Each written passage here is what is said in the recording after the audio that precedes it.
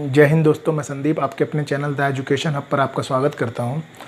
कल हमने मध्य प्रदेश के बारे में पढ़ा था। आज हम छत्तीसगढ़ और उड़ीसा के बारे में पढ़ेंगे। ये जो नक्शा है ये आपका छत्तीसगढ़ का है और छत्तीसगढ़ से सटा हुआ क्या है, ये उड़ीसा है। तो अब छत्तीसगढ़ के बारे में जानते हैं। छत्तीसगढ़ जो था वो एमपी से कट कर बना। सन 2000 में एमपी से क्या कटा, छत्तीसगढ़ कटा। मैंने कल बताया था कि जो भारत का सबसे बड़ा राज्य क्या है, राजस्थान, और दूसरे नंबर पर मध्य प्रदेश। लेकिन जब वो छत्तीसगढ़ मध्य प्रदेश से नहीं कटा था तो सबसे बड़ा राज्य कौन सा था, मध्य प्रदेश था। लेकिन सन 2000 में छत्तीसगढ़ किससे कट गया, मध्य प्रदेश से कट गया। अब देखिए छत्तीसगढ़ में जो है रायपुर, ये दुर्ग, और यहाँ पर है भिलाई। ये क्या है, रायपुर, दुर्ग और भिलाई। ये तीनों ही इंडस्ट्रियल एरिया है। क्या है, इंडस्ट्रियल एरिया।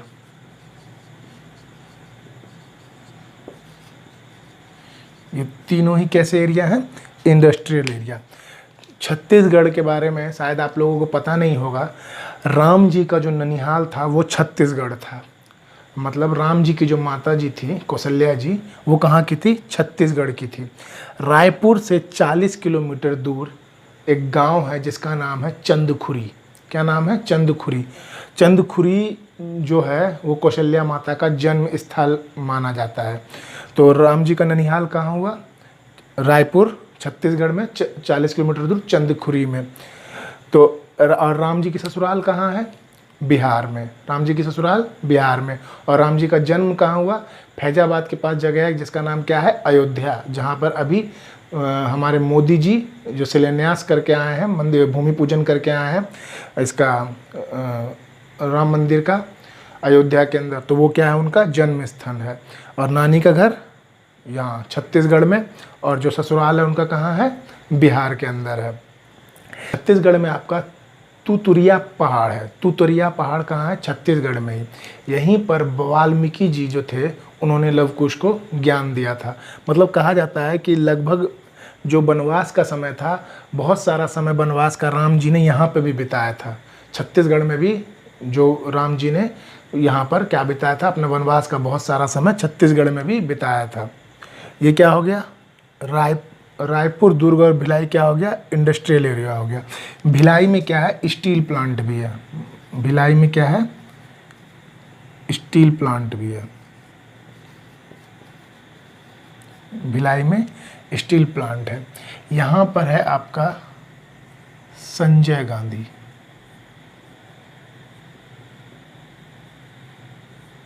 संजय गांधी, संजय गांधी एक जगह है।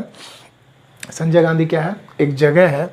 ये जो संजय गांधी है, संजय गांधी जैविक उद्यान कहाँ पर है, संजय गांधी जैविक उद्यान कहाँ पर है, बिहार में। देखिए, और ये जो संजय गांधी है ये राष्ट्रीय उद्यान है, और जो संजय गांधी जैविक उद्यान है वो कहाँ है, बिहार में। और संजय गांधी राष्ट्रीय उद्यान कहाँ है, वो छत्तीसगढ़ में है। देखिए, जैविक उद्यान और जो राष्ट्रीय उद्यान है इसके बारे में समझिए। जैविक उद्यान में क्या होता है, पशु पक्षियों को पिंजरे के अंदर रखा जाता है। मतलब जहाँ पे, जिसे चिड़ियाघर कहते हैं आप लोग, उसको जिसमें जो पशु पक्षी उनको कहाँ रखा जाता है, पिंजरे के अंदर रखा जाता है, जिसमें जहाँ पर आदमी घूमने फिरने जाते हैं। और जो राष्ट्रीय उद्यान है, राष्ट्रीय उद्यान के भी अंदर आदमी घूमने फिरने जाते हैं, लेकिन उसमें आदमी पिंजरे के अंदर रहते हैं। मतलब आपको एक बस टाइप में या किसी गाड़ी में दे दिया, घुमाने के लिए दे दिया जाएगा। चारों तरफ जंगल होंगे, जंगल में जैसे बाघ हो गए, शेर हो गए, चीता, हाथी, घोड़ा, या जैसे हिरन हो गए, या फिर आपके बड़े बड़े जानवर जैसे जिराफ विराफ, ये सब क्या आते हैं, खुले जंगल में घूमते हैं राष्ट्रीय उद्यान के अंदर। और आप एक मतलब गाड़ी में पैक होकर घूम रहे होते हैं, क्योंकि उस खुले जंगलों में अगर आप घूमेंगे तो बाघ हमला कर सकते हैं। तो जो राष्ट्रीय उद्यान क्या है, कहाँ पर है, राष्ट्रीय उद्यान संजय गांधी राष्ट्रीय उद्यान कहाँ है, छत्तीसगढ़ में। और संजय गांधी जैविक उद्यान कहाँ है, बिहार के अंदर है। ये देखिए यहाँ पर आपका है, ये है यहाँ पर कांकेर, और ये यहाँ पर है जगदलपुर, यहाँ पर है दंतेवाड़ा, दंतेवाड़ा, और यहाँ पर है सुगमा। कांकेड़, जगदलपुर, दंतेवाड़ा और ये सुगमा। अब समझिए, कांकेड़, जगदलपुर, दंतेवाड़ा और सुगमा, ये चारों के चारों जो एरिया है नक्सलीय क्षेत्र है। कैसा एरिया है? नक्सलवादी क्षेत्र है। मतलब ये ऐसा क्षेत्र, जैसे आप कभी कभी किसी पुल पर जाते हैं या टोल प्लाजा पर जाते हैं, तो जैसे आपको पैसे दे के गाड़ी आगे बढ़ती है, तो ये एरिया है। अगर इस एरिया से आपको इस एरिया में अंदर जाना है तो आपको एक जो यहाँ पे जो नक्सलवादी है उनको टैक्स देना पड़ता है। तो ये नक्सलवादी एरिया है, कांकेड़, जगदलपुर, दंतेवाड़ा और सुगमा। देखिए, जो एरिया नक्सलवादी होता है उसको रेड कॉरिडोर कहते हैं। तो ये चारों एरिया क्या कहलाता है? Red corridor. देखिए, यहाँ से ये जो एरिया है, ये पूरा एरिया, इसको एक नाम दे दिया गया है जिसका नाम है बस्तर। बस्तर। तो बस्तर कैसा एरिया है? रेड कॉरिडोर एरिया है। कैसा? रेड कॉरिडोर, नक्सलवादी क्षेत्र है बस्तर। यहाँ पर है आपका कोरबा, यहाँ पर है बिलासपुर। यहाँ पर क्या है? बिलासपुर। कोरबा, ये जो कोरबा है ये एल्युमिनियम उद्योग के लिए प्रसिद्ध है। एल्युमिनियम उद्योग के लिए प्रसिद्ध है उद्योग। और बिलासपुर रेलवे जोन है। किसका रेलवे जोन है? दक्षिण पूर्व मध्य रेलवे। दक्षिण पूर्व मध्य रेलवे का जोन क्या है? बिलासपुर। दक्षिण पूर्व मध्य रेलवे का जोन क्या है? बिलासपुर। संजय, दक्षिण पूर्व रेलवे मध्य का जोन क्या है? बिलासपुर है। देखिए, रायपुर में एक राम रमिया नाम की समुदाय है। रायपुर के अंदर क्या है? राम रमिया नाम का एक समुदाय है। उन्होंने, उस समुदाय ने, मतलब वो भगवान राम को इतना मानते हैं कि उन्होंने अपने पूरे शरीर पर राम नाम का गुथवा रखा है। पूरा का पूरे शरीर पे राम नाम गुथवा रखा है। वहाँ पे भगवान राम को बहुत पूजा जाता है। छत्तीसगढ़ के जो भाई हैं, मतलब जो लड़के हैं, वो अपनी बहनों के बेटों को राम की तरह पूजते हैं। इसीलिए कहा जाता है छत्तीसगढ़ियाँ सबसे बढ़िया। तो छत्तीसगढ़ राम जी का ननिहाल हो गया। संजय गांधी क्या हो गया? राष्ट्रीय उद्यान कहाँ पर है? छत्तीसगढ़ में। और संजय गांधी जैविक उद्यान बिहार के अंदर है। कोरबा क्या हो गया? एल्युमिनियम उद्योग। बिलासपुर दक्षिण पूर्व मध्य रेलवे का जोन है। रायपुर, दुर्ग और भिलाई, ये तीनों के तीनों इंडस्ट्रियल एरिया है। रायपुर से 40 किलोमीटर दूर चंदखुरी गांव किनका है? कौशल्या जी का जन्म स्थल। ननिहाल जो राम जी का है वहीं पर है। भिलाई क्या है? स्टील प्लांट है। कांकेड़, जगदलपुर, दंतेवाड़ा, सुगमा, ये कैसे एरिया है? रेड कॉरिडोर है। ये चारों के चारों, ये जो पूरा एरिया है ये कैसा एरिया है? Red corridor. रेड कॉरिडोर है, मतलब नक्सलवादी क्षेत्र है ये सारा। इधर इस पूरे एरिया को क्या कहा जाता है? बस्तर कहा जाता है। और ये कब अलग हुआ था एमपी से? सन 2000 में ये एमपी से अलग हुआ था। तो ये हो गया आपका छत्तीसगढ़ के बारे में। अब जानते हैं ये उड़ीसा। ये कौन सा है? उड़ीसा। उड़ीसा। और ये हो गया आपका छत्तीसगढ़। छत्तीसगढ़। अब उड़ीसा के बारे में जानिए। उड़ीसा का पुराना नाम उड़ीसा, और उससे भी पुराना नाम था कलिंग। जो अशोक ने जो कलिंग पर हमला करके जो हमला कर दिया था, पूरे कलिंग को बर्बाद कर दिया था। कलिंग युद्ध के बाद ही अशोक में परिवर्तन आया था।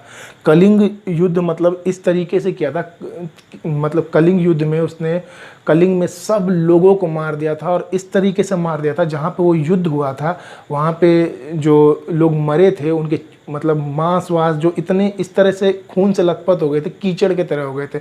उस टाइम ही उपगुप्त आए थे जिन्होंने बौद्ध धर्म की दीक्षा दी थी अशोक को, और तब से उनके जीवन का परिवर्तन हुआ था अशोक का। तो उड़ीसा का पहले नाम उड़ीसा, और उससे पहले नाम क्या था? कलिंग था। सबसे ज़्यादा चक्रवात उड़ीसा में, तूफान आता है उड़ीसा में, गरीबी उड़ीसा में, शिशु मृत्यु दर ज़्यादा है कहाँ पे? उड़ीसा में। मतलब ये लगा लीजिए जितने भी आड़े टेढ़े चीज़ है वो कहाँ है? उड़ीसा में। संबित पात्रा कहाँ के हैं? यही उड़ीसा के हैं। वो भी बड़े आड़े टेढ़े हैं, कुछ से कुछ बोलते रहेंगे। तो उड़ीसा, ये जगह कौन सी हो गई? उड़ीसा। अब देखिए यहाँ पर है आपका भुवनेश्वर। यहाँ पर क्या है? भुवनेश्वर। भुवनेश्वर, भुवनेश्वर में जो खारवेल का हाथी गुम्फा अभिलेख है वो कहाँ से प्राप्त हुआ था? भुवनेश्वर में। यहीं पर आपका लिंगराज मंदिर है। भुवनेश्वर के नीचे है कोणार्क, कोणार्क, और यहीं पर है पुरी, पुरी। तो कोणार्क का क्या क्या प्रसिद्ध है? कोणार्क का सूर्य मंदिर प्रसिद्ध है। बिहार में भी सूर्य मंदिर प्रसिद्ध था। कहाँ पे? औरंगाबाद के देव में। कहाँ पर? औरंगाबाद के देव में। और कोणार्क और उड़ीसा में कहाँ पे है? कोणार्क का सूर्य मंदिर प्रसिद्ध है कोणार्क में। पुरी का भगवान जगन्नाथ का मंदिर पुरी में। भगवान जगन्नाथ का मंदिर कहाँ प्रसिद्ध है? पुरी में। अब देखिए यहाँ पर है पारादीप। यहाँ पर क्या है? पाराद्वीप, पारादीप। और यहाँ पर है आपका कटक। यहाँ पर क्या है? कटक। पारादीप जो है वो चावल निर्यात बंदरगाह है। पारादीप क्या है? बंदरगाह है। और कैसा बंदरगाह है? चावल निर्यात बंदरगाह। और तेल शोधन कारखाना भी कहाँ पर है? पारादीप में। कटक जो है, कटक में क्या है? चावल अनुसंधान केंद्र। अगर आपसे पूछा जाए अंतर्राष्ट्रीय चावल अनुसंधान केंद्र कहाँ पर है, तो कहाँ पर है? मनीला में, कटक में नहीं है। कटक में राष्ट्रीय चावल अनुसंधान केंद्र है। राष्ट्रीय चावल अनुसंधान केंद्र कहाँ पर है? कटक में। और अंतर्राष्ट्रीय चावल अनुसंधान केंद्र कहाँ पर है? मनीला में। और यहाँ पर ही आपका बारामती स्टेडियम है। सुभाष चंद्र बोस जी का जन्म ही कहाँ पे हुआ था? कटक में हुआ था। इस जगह पे आपका क्या है? चिल्का झील है। यहाँ पे क्या है? ये क्या है? चिल्का झील, चिल्का झील। चिल्का झील जो है, चिल्का झील जो है वो एक लेगून झील है। कैसा झील है? लेगून झील। अब लेगून झील समझिए। लेगून झील जो है वो समुद्री लहरों से बनती है। कैसे बनती है? समुद्री लहरों से। लहरें जो हैं अपने साथ सिल्ट लाती है। मैंने सिल्ट के बारे में पहले बताया था, गाद जिसको हिंदी में कहते हैं। तो लहरें जो अपने साथ क्या लाती हैं? सिल्ट लाती है। और वही सिल्ट जब जमा हो जाती है और लहरों के साथ आने के कारण तो एक क्या बन जाता है? एक झील का निर्माण होता है। तो झील का निर्माण, चिल्का झील कैसी झील है? लेगून झील है। और ये लेगून झील किससे बनती है? समुद्री लहरों के कारण क्या बनता है? लेगून झील है। कॉरपुट, ये जो है एल्युमिनियम उद्योग के लिए प्रसिद्ध है। एल्युमिनियम उद्योग के लिए क्या प्रसिद्ध है? कॉरपुट प्रसिद्ध है।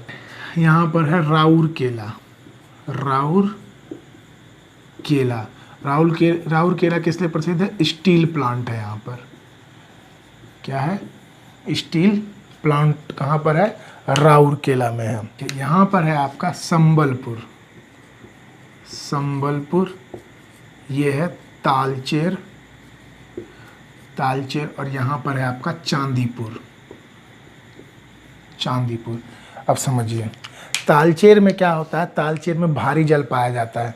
भारी जल का मतलब हो गया D2O। इसका जो रासायनिक सूत्र है वो क्या है? D2O, D2O, D2O। ये D2O, इसको क्या कहते हैं? भारी जल कहते हैं। कहाँ पाया जाता है? तालचेर में पाया जाता है। संबलपुर में आपका हीराकुंड बांध है। क्या है? हीराकुंड बांध। भारत का सबसे लंबा बांध हीराकुंड बांध। भारत का सबसे लंबा बांध हीराकुंड बांध। ये लगभग 4.8 किलोमीटर है। और जो भारत का सबसे ऊंचा बांध कौन सा है? टिहरी बांध। मैंने जब आपको टिहरी बांध कहाँ था? आपका उत्तराखंड में। जब मैं आपको हिमाचल प्रदेश और वो पढ़ा रहा था, हिमाचल प्रदेश, हरियाणा और उत्तराखंड जब मैंने पढ़ा तो वहाँ मैंने बताया था सबसे ऊंचा बांध टिहरी बांध। और ये सबसे लंबा बांध कौन सा है? हीराकुंड बांध। कहाँ पे? संबलपुर में। और गुरुत्वीय बांध कौन सा है? भांगड़ा बांध। गुरुत्वीय बांध कौन सा है? भांगड़ा बांध। चांदीपुर, चांदीपुर में समझिए यहाँ पे क्या होता है? जो मिसाइल प्रशिक्षण होता है। यहाँ पे क्या होता है? जितने भी मिसाइल का प्रशिक्षण यहीं पर होता है। चांदीपुर में क्या है? मिसाइल प्रशिक्षण। समझिए, देखिए मिसाइल प्रशिक्षण जो है वो देखिए होता क्या है? यहाँ पर आपका यहाँ पर 3 द्वीप हैं। यहाँ पर 3 द्वीप है। इसमें से एक द्वीप का नाम है व्हीलर द्वीप। क्या नाम है? व्हीलर द्वीप। व्हीलर द्वीप का नाम बदल के अभी क्या कर दिया गया है? कलाम द्वीप कर दिया गया है। तो जितनी भी, जैसे ये देखिए, ऐसा तो होता नहीं है कि आपने मिसाइल बनाई और उसको डायरेक्ट सेना को सौंप दिया, लीजिए मारिए, उसका प्रशिक्षण किया नहीं, बस बनाया और दे दिया। तो ऐसा नहीं होता। वो होता क्या है, जब मिसाइल बनती है तो सबसे पहले उसका प्रशिक्षण करने के लिए व्हीलर द्वीप पे जाता है। कहाँ जाता है? व्हीलर द्वीप पे। वहाँ पे उसका प्रशिक्षण होता है। जब वहाँ पे प्रशिक्षण पूर्ण रूप से हो जाता है तब 2 या 3 दिन के बाद आपका चांदीपुर आता है। चांदीपुर आता है और चांदीपुर में फिर उसका प्रशिक्षण किया जाता है। चांदीपुर में प्रशिक्षण किया, उसके बाद जब वहाँ सफल हो जाता है तो अंतिम रूप से सेना को दे दिया जाता है। कहाँ पर? पोखरण में। कहाँ दे दिया जाता है? पोखरण में। और वहाँ पे उन्हें ट्रेनिंग दी जाती है कि किस तरीके से मिसाइल का प्रयोग किया जाता है। तो मिसाइल सबसे पहला प्रशिक्षण कहाँ होता है? व्हीलर द्वीप यानी कलान द्वीप पर, दूसरी बार चांदीपुर में, और तीसरी बार कहाँ? सेना को दे दिया जाता है। कहाँ पर? पोखरण में। पोखरण में क्या दे दिया जाता है? सेना को दे दिया जाता है मिसाइल, मतलब फाइनल रूप से। तो ये आपका हो गया उड़ीसा। अब समझिए एक चीज़ और है। देखिए, जब 1971 में जब बांग्लादेश का जन्म हुआ 1971 में, तो उस टाइम पर क्या हुआ, 3-4 लाख जो हिंदू थे वो यहीं रहे, यह मतलब यहाँ आ गए, भारत के अंदर आ गए। अब 3-4 लाख लोगों को बसाने का काम आया कि कैसे बसाया जाए। तो हुआ क्या, एक प्रोजेक्ट चलाया गया जिसका नाम था दंडकारण्य प्रोजेक्ट। क्या नाम था? दंडकारण्य प्रोजेक्ट। वो जो प्रोजेक्ट था वो 3 राज्यों से एक साथ मिलकर चलाया। एक था छत्तीसगढ़, एक था उड़ीसा, और इसके नीचे आंध्र प्रदेश। तेलंगाना तो अब बना है ना, उससे पहले वो आंध्र प्रदेश के अंदर था, क्योंकि इसके नीचे है तेलंगाना है, उसके बाद आंध्र प्रदेश है, लेकिन ये पूरा एरिया पहले आंध्र प्रदेश था। तो 3 राज्यों ने से मिलकर क्या यहाँ पर क्या किया था, एक दंडकारण्य प्रोजेक्ट चलाया गया था। जितने भी जो शरणार्थी थे, हिंदू शरणार्थी जो बांग्लादेश से आए थे, उनको इन्हीं 3 जगहों पर रखा गया था और इनके खाने पीने का व्यवस्था किया गया था। तो दंडकारण्य प्रोजेक्ट किन किन 3 राज्यों, वैसे आपसे क्वेश्चन पूछा जाएगा कि दंडकारण्य प्रोजेक्ट कहाँ पर नहीं चला था, तो आपका ऑप्शन बी होगा महाराष्ट्र, वहाँ पे नहीं चला था, आप याद रखिएगा। और बाकी 3 जगह पे चला था। कहाँ? छत्तीसगढ़, उड़ीसा और आंध्र प्रदेश, दंडकारण्य प्रोजेक्ट। तो आज के लिए दोस्तों इतना ही, बाकी हम कल पढ़ेंगे। और आपको ये अगर अच्छा लगा हो तो आप इसको ज़्यादा से ज़्यादा शेयर कीजिए और लाइक कीजिए और सब्सक्राइब ज़रूर कीजिएगा, ताकि मैं इस तरह से, मतलब देखिए, आपके सब्सक्राइब करने से, लाइक करने से मोटिवेशन मिलता है। जब हमें मोटिवेशन मिलता है तो पढ़ाने में और मज़ा आता है। तो आज के लिए बस इतना। Thank you, have a nice day.